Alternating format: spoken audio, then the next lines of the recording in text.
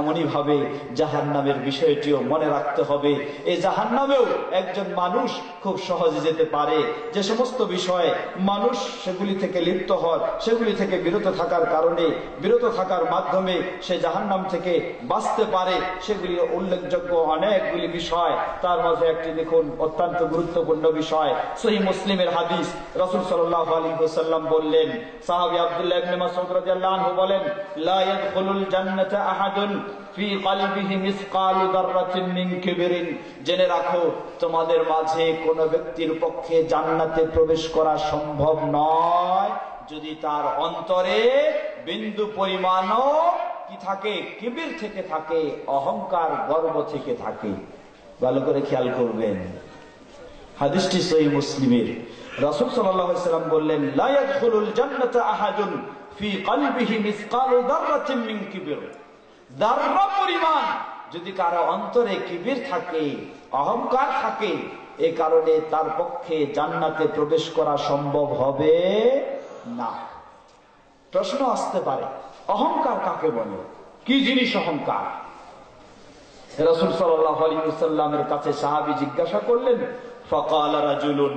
ভালো করে খেয়াল করবেন, একজন সাহাবী দাঁড়িয়ে বললেন, ইন্নার রাজুলা ইউহিব্বু আন ইয়াকুনা সাওবাহু হাসানান, আন ইয়াকুনা সাওবুহু হাসানান ওয়া না'লুহু হাসানান। বললেন যে, হে আল্লাহর রাসূল সাল্লাল্লাহু আলাইহি ওয়াসাল্লাম, আমাদের মাঝে অনেক মানুষ রয়েছে, সে মানুষ চায়, বা আমরা সবাই চাই, যে কেউ চায় আমার কাপড়গুলি, জামা কাপড়গুলি হবে খুব সুন্দর, কেউ চায় আমার জুতাটা হবে খুব সুন্দর। সুতরাং এই সুন্দর হওয়াটা, এটার নামে কি কিবির? এটাই নামে কি গর্ব, অহংকার? রাসূল সাল্লাল্লাহু আলাইহি ওয়াসাল্লাম বললেন, জেনে রাখো, ইন্নাল্লাহা জামিলুন ইউহিব্বুল জামালা। আল্লাহ সুবহানাহু ওয়া তাআলা তিনি নিজেই সুন্দর, বলেন সুবহানাল্লাহ। ওয়া ইউহিব্বুল জামাল, আর আল্লাহ সুবহানাহু ওয়া তাআলা সুন্দরকে পছন্দ করেন। আল্লাহ নিজেই সুন্দর আর সুন্দর হওয়াটাকে পছন্দ করেন।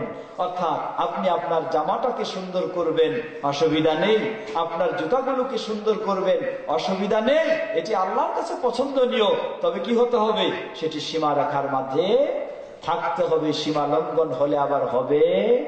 একজন মেয়ে মানুষ তার জামাকে সুন্দর করতে করতে এখন পুরুষের জামাগুলিকে নিয়ে ফেলেছে, তাহলে এই সুন্দর আবার কখনো আল্লাহর কাছে পছন্দনীয় নয়। প্রিয় ভাইরা আমার, যে হাদিসটি বলছিলাম, রাসূল সাল্লাল্লাহু আলাইহি ওয়াসাল্লাম বললেন যে, না না, কোন ব্যক্তি যদি তার কাপড়কে সুন্দর করে, তার জুতাকে সুন্দর করে, এটার নাম কিবির নয়, এটার নাম অহংকার নয়, এটার নাম গর্ব নয়, বরং আল্লাহ সুবহানাহু ওয়া তাআলা নিজেই সুন্দর, তিনি সুন্দরকে পছন্দ করেন, অতএব এটি করতে পারে, এতে সমস্যা নেই। বরং কিবির কি জিনিস? ওয়াল কিবির বাতারুল হক ওয়া গামাতুন নাস। কিবির হলো দুটি কাজের নাম, অহংকার হলো দুটি কাজের নাম, গর্ব হলো দুটি কাজের নাম। প্রথম হচ্ছে বাতারুল হককে, হক জিনিসকে জানার বুঝার পরেও যেটা হক সেটাকে বর্জন করা। কি বলেন, ঠিক কিনা? আজকে আমি একটা বলে ফেলবো, যেটা আমি নিজেও আলেম, যাই হোক, ছোট হই আর যাই হই না কেন, আলেম সমাজের মাঝেও এই জিনিসটির খুবই সমস্যা রয়েছে।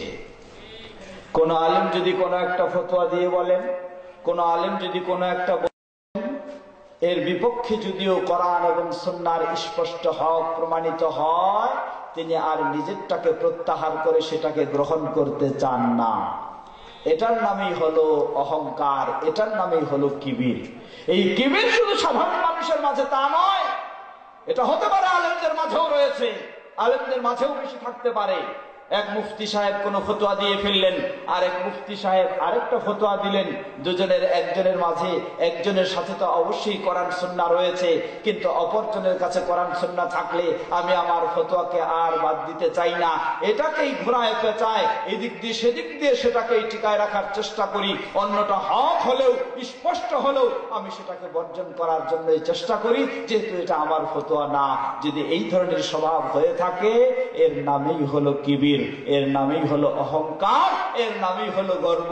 এমন কিবির যার মাঝে রয়েছে, তিনি যত বড়ই আল্লামা হন না কেন, রাসূল সাল্লাল্লাহু আলাইহি ওয়াসাল্লাম বলেন তার পক্ষে জান্নাতে প্রবেশ করা সম্ভব হবে। দ্বিতীয় বললেন ওয়াগামাতুন নাস, মানুষকে সবসময় এই তাহকিরুন নাস, মানুষকে সবসময় হেয় করার চেষ্টা করে, মানুষকে সবসময় তুচ্ছ জানে। হে কি সে কি বুঝে, সে কি জানে। এটাও অনেকভাবে সাধারণ মানুষের মাঝে রয়েছে, নেতা নেত্রীদের মাঝেও রয়েছে, আলেম সমাজের মাঝেও রয়েছে, সকলের মাঝেও রয়েছে। যার মাঝে যতটুকু যোগ্যতা, যার মাঝে যতটুকু ক্ষমতা দক্ষতা, সেটাকে অবশ্যই মূল্যায়ন করা উচিত। নিজেকে সবসময় বড় মনে করা, অন্যকে সবসময় হেউ করা, এটার নামও হচ্ছে অহংকার, এটার নামও হলো কিবির। যার মাঝে এমন কিবির, এমন অহংকার থাকবে, আল্লাহ রাসূল সাল্লাল্লাহু আলাইহি ওয়াসাল্লাম বললেন লা ইয়াদখুলুল জান্নাহ, জান্নাতে সে প্রবেশ করতে পারবে। সুতরাং জান্নাতে প্রবেশ করতে হলে আমাদেরকে সেই কিবির, সেই অহংকার সবকিছু ছেড়ে বর্জন করে আমাদেরকে জান্নাতের পথেই অগ্রসর হতে হবে। স্মরণ করুন সহিহুল